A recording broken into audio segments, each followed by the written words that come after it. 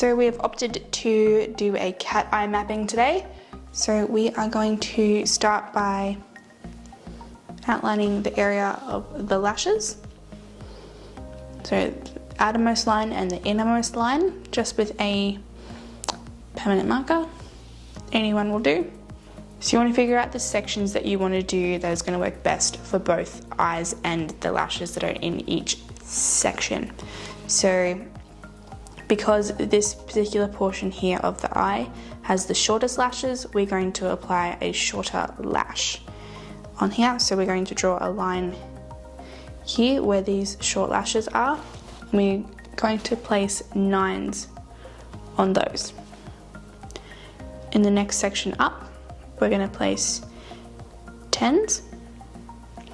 In this next section, I'm going to get a bit tricky and I'm going to mix 11mm and 10mm here. In this particular section, I'm going to make it a bit bigger than our previous sections, and we're going to go for 11mm. In the next section, I'm going to do 11mm with 12mm, and then in this one, our last section, I'm going to do a 12. So by mixing sizes in these two sections here, it's going to create a lot more fullness by placing them over each other with different lengths than it is by just doing one length all the same. These will mesh together really well and overlap nicely. It's going to create depth with length in these particular sections, and you can do it all across the lash if you would like. I'm just going to do it in these two sections because they'll cover enough section of the entirety of this lash set.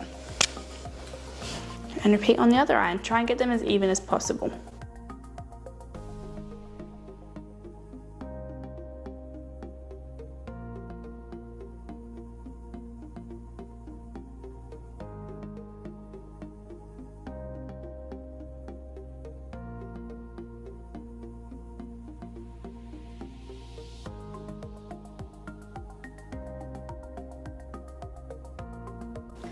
Keep in mind too, when drawing the mapping, you do not want to extend the lash at all, more than 3mm of the natural lash.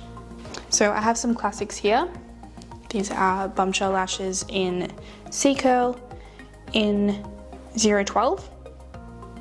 Just a very natural shape, just a very natural looking lash. So to measure the lashes, you can pick up a classic lash.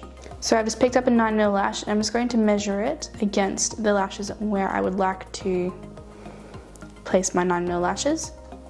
So I can see that they are very similar in length. I haven't got any glue or anything on here.